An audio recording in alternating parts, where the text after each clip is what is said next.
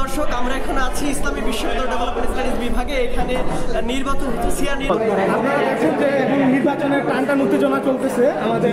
এখন হচ্ছে মানে ভোটিং প্রায় শেষ।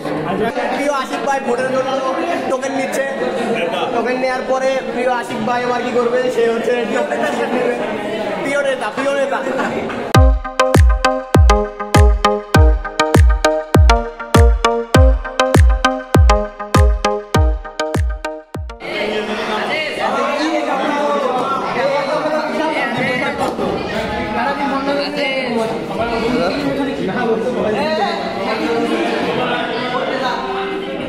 Hello guys, welcome to another vlog.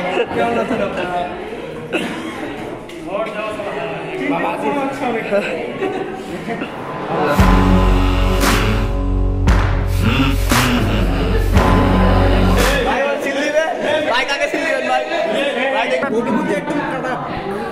আচ্ছা, নির্বাচিত সিআর থেকে আমাদের প্রত্যাশা থাকবে আমরা বলবো না, তারা যেন যেহেতু বাংলা বলতেছে সবই ঠিক একদম সুশৃঙ্খলভাবে সবাই এখানে ভোট দিচ্ছে।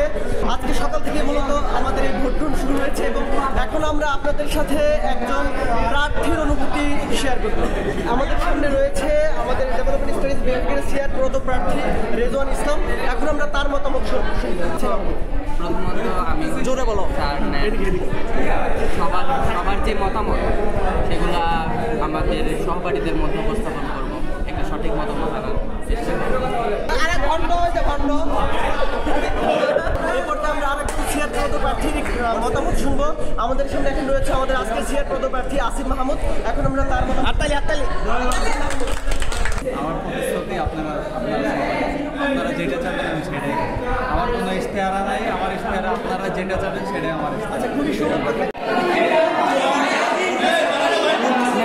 30/11/2024 আজকে ডেভেলপমেন্ট স্টাডিজের 6ষ্ঠ ব্যাচের সিআর নির্বাচন অনুষ্ঠিত হলো। এখানে আমরা ভোট দিতে পেরে খুবই আনন্দিত।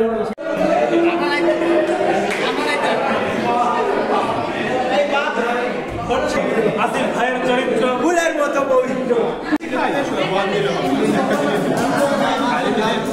দর্শক, আপনারা দেখতে পাচ্ছেন যে এখন আমাদের আজকের সিআর নির্বাচনের ভোট গণনা হচ্ছে। এখন দর্শক আপনাদের এখানে হচ্ছে নির্বাচন কমিশন দেখতে পাচ্ছেন ভোট গণনা করছে।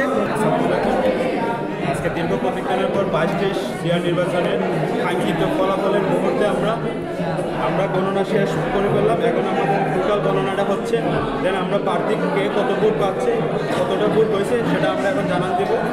60 পাল, তার মোট ভোট হচ্ছে 23। দিলরুবাইয়া সরকার, তার প্রাপ্ত মোট ভোট হচ্ছে 31। এর মধ্যে থেকে দিলরুবাইয়াকে বিজয়ী হিসেবে ঘোষণা করা হল। রেজওয়ানুল ইসলাম, তার প্রাপ্ত ভোট হচ্ছে 26। আসিফ মাহমুদ, তার প্রাপ্ত ভোট হচ্ছে 28।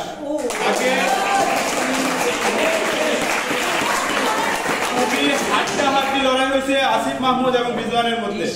মাত্র 2টা ভোটের ব্যবধানে আসিফ মাহমুদ বিজয় হয়েছে। তো আসিফ মাহমুদ 28 ভোট পেয়ে বিজয়ী, আর এদিকে দিলরুবাইয়া সরকার 31 ভোট পেয়ে বিজয়ী হিসেবে ঘোষণা করা হয়।